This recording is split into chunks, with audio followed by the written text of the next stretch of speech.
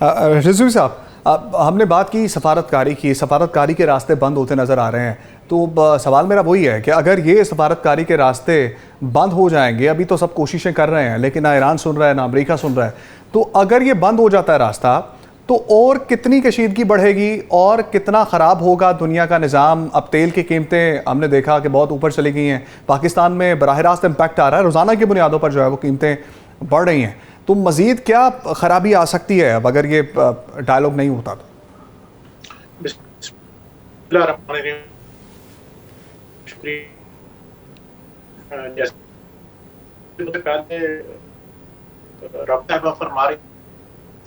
तो मेरे ख्याल में इसकी जो एक आपका ये पर्शियन गल्फ और एक उस तरफ रेड सी बाबल बंदर, और अगर ये दोनों में किसी किस्म की ऑब्स्ट्रक्शन या हिंड्रेंस पैदा कर दी जाती है बाय ईरान इंक्लूडिंग दी हुतीज, तो ये बहुत कैटास्ट्रोफिक हो जाएगा।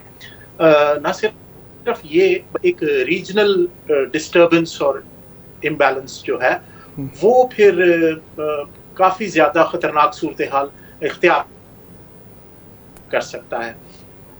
इसकी वो जो कॉस्ट है या प्राइस है वो इतनी हाई है कि ये दोनों, इट इज माय ओपिनियन कि वो ऑल आउट वॉर पे नहीं जाएंगे। ठीक है। हामिद अल मशरकी साहब, डायलॉग की बात हमेशा सब ने की और पाकिस्तान उसमें पेश रहा, फिर स्विट्ज़रलैंड में एक राउंड हुआ, सब ने उस पर इक्तफ़ा भी किया, फिर 60 रोज़ा जंगबंदी हुई जिसको बाद में ब्रीच कर दिया गया उस माहदे को। अब आपको क्या लग रहा है कि क्या ये सिर्फ एक राउंड है अपनी बातें मनवाने के लिए दोनों मुल्क जो कर रहे हैं, या उस 60 दिन की जो जंग बंदी है वो प्रोलॉन्ग होगी, आगे जाएगी, एक दोबारा डायलॉग का अमल आएगा, या फिर वाक़तन तौर पे गुस्सा है दोनों मुल्कों को और दोनों एक दूसरे पर जो है वो हमला करना चाह रहे हैं, कुछ अचीव करना चाह रहे हैं? कुछ समझ आ रहा है आपको? देखिए उमर, सबसे अहम बात यह है कि अब सीज फायर तो मुकम्मल तौर पर सबूटाज हो चुका, और बदकिस्मती से वो स्पॉइलर जो इस MOU को ख़राब करना चाहते थे, नाकाम करना चाहते थे, वो कामयाब हुए। और इवेंचुअली जहाँ पर हम बात करते हैं इसराइल के स्पॉइलर होने की, वहीं पर एक चीज़ हमें समझनी होगी, वो ये कि अमेरिकन ने जिस अंदाज में इस एग्रीमेंट को लिया, MOU को, उसके अंदर वाज़े तौर पर यह था कि ईरान ने अपनी तकरीबन सारी बातें मनवा ली और अमेरिका को उसमें कुछ हासिल नहीं हुआ। जो सदर ट्रंप उसको जिस अंदाज में कैश करवाना चाह रहे थे उसमें भी उनको नाकामी हुई। बदकिस्मती से ईरान के अंदर भी, IRGC के अंदर भी जो हार्ड लाइनर्स हैं वो जंग के रास्ते पर ज़्यादा यकीन रखते हैं। उनको ये अंदाज़ा लगा कि शायद पहले 36 दिन की जंग में उन्होंने अमेरिका को और इसराइल को इतना नुकसान पहुँचाया कि वो बड़ा वल्नरेबल हो गया है, और इसकी वल्नरेबिलिटी को एक्सप्लॉइट करते हुए हम मज़ीद अमेरिका को नुकसान पहुँचा सकते हैं या सबक सिखा सकते हैं।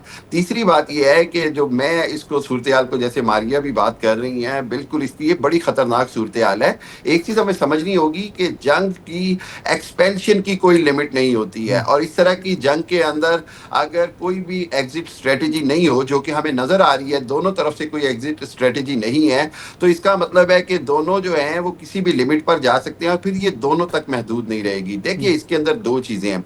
एक तो चीज़ ये है कि अगर हम बात करें कि अमेरिका जो है वो खुदा ना खास्ता टैक्टिकल न्यूक्लियर की तरफ जाता है या किसी भी B-52 बम्बार के थ्रू कुछ भी ऐसी चीज करता है जो कि कैटास्ट्रोफिकली डैमेजिंग होता है, तो फिर इसका मतलब ये होगा कि खित्ते के अंदर शायद और ताकतें भी इसके अंदर शामिल हो जाएं, जो कि बड़ा खतरनाक सिनेरियो है, जिसको आप वर्ल्ड वॉर 3 सिनेरियो कह सकते हैं। उसके अंदर रशिया की इंटरवेंशन हो सकती है, China could have been forced to enter it. अगर चाइना का तेल सब तरफ से बंद हो जाता है, बाबुल बंदर से बंद हो जाता है, इधर से आपने हुर्मुज बंद है, दूसरे हवाले से होतीज जो है अगर उस अंदाज में नहीं कंट्रोल कर पाते हैं मामलात को, जो दुनिया चाह रही है कि भाई होतीज को रोका जाए, और वो नहीं रुकते हैं और वो ईरान की सपोर्ट में इस तरह ऑल आउट सऊदीया पर अगर अटैक करते हैं, तो फिर पाकिस्तान की स्ट्रेटेजिक मुआहदे की वजह से पोजीशन बड़ी ऑकवर्ड हो जाती है।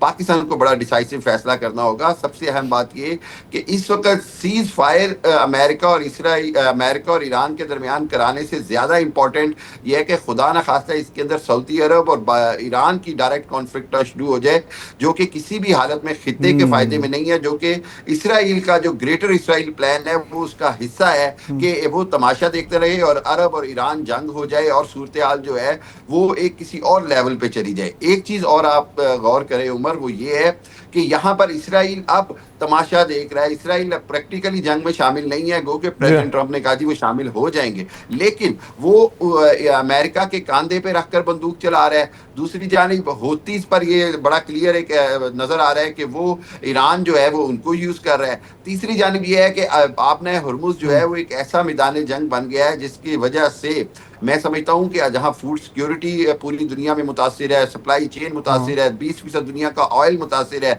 वहीं पर SMB3 फाइबर ऑप्टिक और वो जो सारा इंटरनेट स्ट्रक्चर है वो खतरे में है। पूरी दुनिया जो है वो फ्यूचर में $200 बैरल जो है वो उससे भी ऊपर जाता हुआ पेट्रोल देख रही है। दूसरी जानिब जो रिसेशन है ये वर्ल्ड वॉर 2 के बाद सबसे बड़े डिप्रेशन में बदलता हुआ नजर आएगा अगर ये जंग ना रुकी, और इसके लिए बैक चैनल डिप्लोमेसी का काम करना बहुत जरूरी है, शटल डिप्लोमेसी का काम करना बहुत जरूरी है। उम्मीद और कोशिश अगर तमाम फ्रीकैन ने छोड़ दी, जो हम कोशिश कर रहे हैं पाकिस्तान, तुर्की, बाकी ममालिक जो हैं, लेकिन अगर ये सूरत हाल जो कि अभी तक जिस तरह आपने शुरू में भी कहा कि नजर ऐसे आ रहा है कि अब दोनों किसी की नहीं सुनने को तैयार है, ना प्रेसिडेंट ट्रंप और अमेरिका, ठीक है। क्योंकि वो यहूदी लॉबी से कंट्रोल हो रहे हैं, और ईरान के अंदर भी जो पासदारान इनकलाब के हार्ड लाइनर्स है वो भी जी किसी की सुनते नजर नहीं आ रहे। सूरत हाल इंतहाई गंभीर है। मैं समझता हूँ कि sense must prevail at this time. बिल्कुल। मारिया सुल्तान साहिबा, अब आज एक तजवीज़ पेश की गई और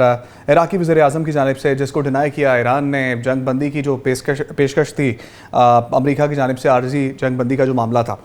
अब कौन जो है वो इसको प्रोलॉन्ग कर रहा है? हमने इसराइल का जिक्र किया, बज़ाहिर तो अमरीकी सदर कहते हैं कि वो भी इसमें शामिल नहीं है, लेकिन हम कहेंगे तो शामिल हो जाएंगे। अब अगर अमेरिका में मिड टर्म इलेक्शन आते हैं, डोनाल्ड ट्रंप के जाने से इस जंग का मामला हल होगा, या पहले ही कोई ऐसी फोर्स आएगी जो इन दोनों को जो है वो मना लेगी जंग को ख़त्म करने के लिए? अब क्या लगता है किस तरह से इस जंग का खात्मा होने वाला है? देखें, इस जंग के जो प्लेयर्स हैं वो सबके सामने हैं। इस जंग को जिन्होंने ख़त्म करना है वो भी सबके सामने है। ये प्रेसिडेंट ट्रंप के अलावा और कोई फोर्स इस जंग को नहीं रोक सकती है। एक ऐसी कंडीशन में कि जहाँ जो मिडिल ईस्ट का जो प्लान था उससे अमेरिका को कोई फ़ायदा हो। अच्छा, अगर मिड टर्म इलेक्शन में, देखिए, मारिया साहिबा, मिड टर्म इलेक्शन में अमेरिकी सदर डोनाल्ड ट्रंप रहते ही नहीं है, तो फिर कौन इस जंग को चलाएगा? क्या पीछे आने वाले जो हैं वो कर पाएंगे? क्योंकि अभी जो इजलास हुआ कांग्रेस का, उसके अंदर भी उन्होंने कहा कि बहुत ज़्यादा पैसा लग चुका है और आप मजीद जो है वो पैसे मांग रहे हैं जंग के लिए। देखिए, पहली बात तो ये कि हमें समझना है कि अमेरिका ने ये जंग क्यों की। अमेरिका ने ये जंग सिर्फ इजराइल के लिए नहीं की। जंग जो है किसी सियासी मफाद के लिए की जाती है, और सियासी मफाद इस वक्त अमेरिका के लिए, प्रेसिडेंट ट्रंप के लिए, बैनुल-अक़वामी तेल की तजारत के ऊपर मुकम्मल कंट्रोल है। और मुकम्मल कंट्रोल का मतलब ये है कि वो ये नहीं चाहते कि कोई भी एक ऐसा फैक्शन, कोई सी एक ऐसी सिचुएशन रह जाए जो अमेरिकन डॉलर के अंदर डील ना करे। देखिए, इस वक्त जो ईरान का जो तेल है उसका सबसे बड़ा प्रॉब्लम ये था कि जब अमेरिका ने उस पर सैंक्शंस लगाए जो तकरीबन 19,000 के बराबर है, वो जो सैंक्शंस हैं उन्होंने ईरान के सिस्टम को, फाइनेंशियल सिस्टम को, और ईरान की जो तेल की फरोख्त है उसको एक तरह से इंडिपेंडेंट फैक्शन के तौर के ऊपर निकाल दिया।